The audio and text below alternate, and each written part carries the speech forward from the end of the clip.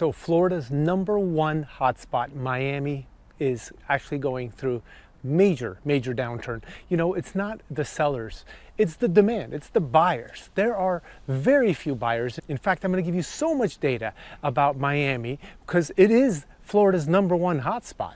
And let's just say it may not be for long. You know, there's so much going on with Miami that unfortunately they went through too much up and now they got to come down. You know, one of the first things to check out is how many home sales fall through. Like what percentage of the contracts that get written end up breaking apart, you know, falling apart. Someone cancels, right? And right now Miami is at a very high point of 17.9%. This is just last month's data, right? This is extremely recent data. So what does this mean to buyers? Well, it means that there's a problem in Miami and people are becoming more demanding of what they want. They probably do some inspection and then there's some problems. They want something repaired, can't come to a negotiation. In fact, Miami had the 20th highest number of cancellations in every single metro area in the US last month. So they're not #1.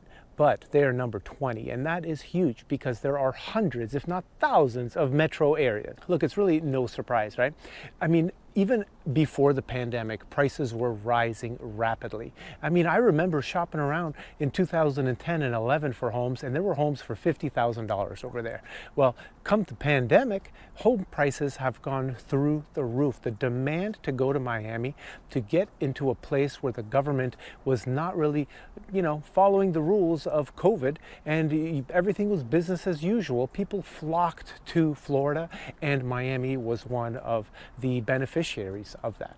So basically there was years and years of demand pent up in Miami. You know, not everybody who moved to Florida moved to Miami. However, I can tell you one thing, when foreigners think of a place to visit in Florida, what do they think of? They think of Miami. So there was so much demand created during the pandemic and even before and after that it basically continued a very hot streak for so long to keep moving to that area. And it looks like the buyers are sick of it.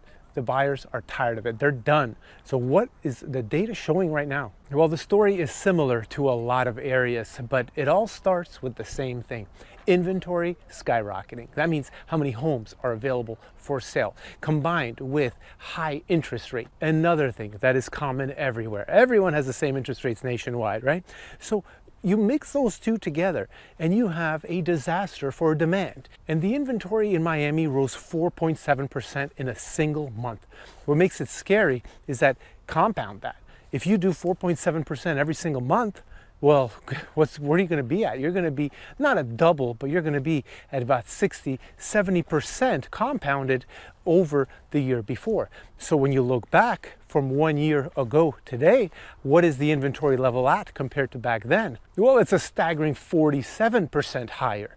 So no wonder that the demand is drying up because the sellers are kind of saying, I need to tap out, I need to get out. The property taxes went through the roof. A series of hurricanes caused insurance rates to go through the roof. The cost of ownership went through the roof, and some people are tapping out. In fact, a lot of people are trying to tap out, but they can't really tap out because it takes a buyer for them to tap out. They need to sell it. If you're listing your home over there, you're going to be sitting for 66 days.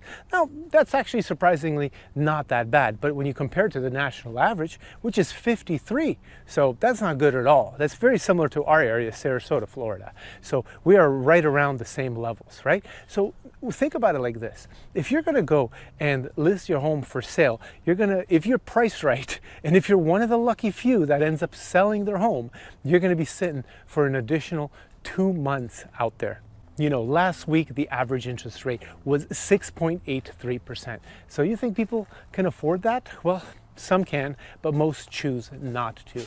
They're not going to go and sacrifice all their hard-earned money just to get a home in Miami at these high prices, high interest rates, high taxes, high insurance. I mean, there's really nothing great about it. The only thing good about owning a home is that you lock in your payment, but you can probably lock in your payment by waiting a little bit, right? Now, Redfin did a study, and from 2023 to 2024, there was a net migration of negative 16.5 100,000 people. Literally, Florida is gaining population, but Miami is losing population. It's no wonder, because you also have to add all of the homeowners association dues, which many homes are part of HOAs or condo association dues, COAs. This is something that you don't really control. You might have a little voting right, but you don't get to control what the association does, where they spend their money, and how they shop for insurance. And that's really the leading cause of all of those homeowner association dues going through the roof. But you add all these things up and people are saying, I'm out, I'm done. I don't want to be in Miami anymore. It is just too expensive. But Miami is also there's also a greater Miami area, right? So you have to include other cities like Palm Beach County, Broward County, Miami Dade County. You add all of these up and your inventory all of a sudden skyrockets to over 51,000. So, when you go to Miami, you'll quickly realize that it's just like one giant city. There may be, a border for a city or a county or something like that, but it's kind of like one big jumble, and it's very similar. Right now in Miami-Dade, the average price point, or the median price point, the median price point is $650,000. And when you compare that to the US median price point, which is slightly under $400,000, you gotta realize, Miami is just expensive, but not from all the reasons that I mentioned before with taxes and insurance and HOA and all that, but also with just the prices. The momentum of the Florida real estate market caused a lot of people to say, I'm coming to Florida. And a lot of them chose Miami, but that momentum has drastically slowed down. I mean, drastically. I'm a real estate agent for a very long time. And let me tell you, I see it, I feel it. I talk to agents every single day. I go to meetups, I meet with agents. I'm always talking to agents, asking about their business. And it's the same story. It's like a broken record. Every single one has a decrease in demand, decrease in activity. Buyers who came, looked at a whole bunch of properties, went home empty-handed, chose not to buy because they feel it's not the right time. And you know what? The economy may be heading for a recession. And if that recession comes, you know what's going to happen?